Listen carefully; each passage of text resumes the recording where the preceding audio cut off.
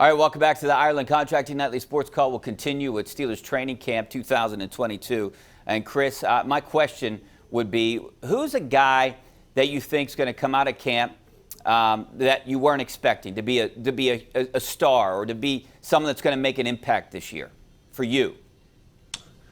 An unexpected guy? I mean, that's tough for me because I think George Pickens could be very good as a rookie, but a lot of people think he might have been the best receiver in the draft, but for a few maturity concerns and injury worries. So I can't really pick that. Calvin Austin, same thing. There are some people bullish on him despite him being pretty diminutive. A guy who people aren't talking about who could end up doing a star turn. All right, this is cheating because he was a third-round pick himself, I think, right? Or 102nd overall pick, I'm sorry. Alex Highsmith a couple years ago. I think Alex Highsmith has a camp that has people talking about the Steelers having a Harrison and Woodley-esque combination at outside linebacker. I think this is the year where he shows a lot of signs that he's ready to make the jump to double digits in sacks and give the Steelers a truly fearsome pass rush from all angles. He's got to stay healthy. What about Larry Ogunjobi? He's not sneaking up on anybody. I think I'm on record saying this. If Larry Ogunjobi is healthy, and that is a significant if in terms of staying healthy through an entire season, I actually think talent-wise he's an upgrade over Stephon Tuitt. And that's saying that even though I was a person that said that Stephon Tuitt in bursts could look like not only their best defensive lineman, but at times their best defensive player. Ogunjobi plays mean. I like his game. I think if he's healthy, he actually is an addition that betters them than they would have been, or compared to Stephon Tuitt being around, as much as that might seem like sacrilege to some people who are hoping Tuitt was going to come back. If we go back to the offense, and I know you mentioned Calvin Austin III, but what if a guy like Anthony Miller, he has a rapport with Trubisky, he's a guy they brought in last year, he might be the perfect fit for that slot?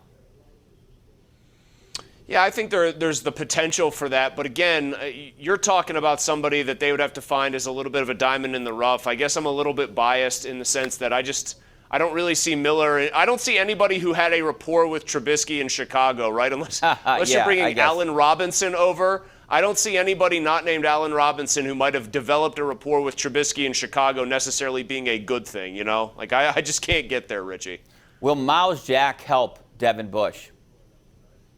Yeah, because, I mean, he's better than Joe Schobert. I think that's inarguable. Schobert was somebody that when they brought him over in that trade, he's a heady player, he's kind of a field general, he's a really solid guy in pass coverage.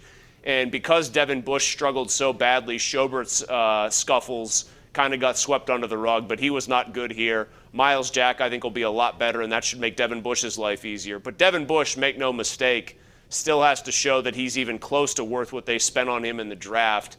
And I think that's the biggest question, non-quarterback centric, at least one, or non-quarterback category heading into training camp for them. Do you get Devin Bush looking at this time on the schedule before the real games start like he's put all this stuff behind him? Do you think he has? Do you think we're going to see the Devin Bush from last year? I don't think he'll be as bad as he was last year, but I am hard-pressed to think that Devin Bush is going to be as good as he was starting to show at the beginning of year 2 in his career. So I think you're going to get something in the middle, and I think that's going to leave Steelers fans wanting more because of where he was picked and what they spent to get there. Do you think the Steelers, knowing what they've done, knowing what they did to get him, is there a chance that if he has a decent year, they try to bring him back? Or do you think that this relationship's over? No, I think they will. I think if he has a year where it starts to look like he's playing, close to his early career self again, but maybe isn't quite there, yeah, I think they'd try to go and get him on a bargain.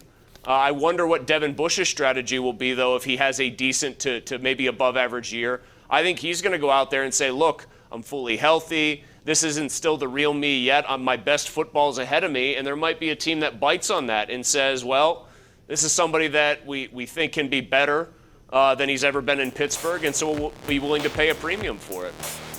Well, it all starts tomorrow. We're going to answer all these questions starting tomorrow. Steelers Training Camp 2022. Thanks a lot, Chris. Hopefully you guys switch over to KDKA News right now.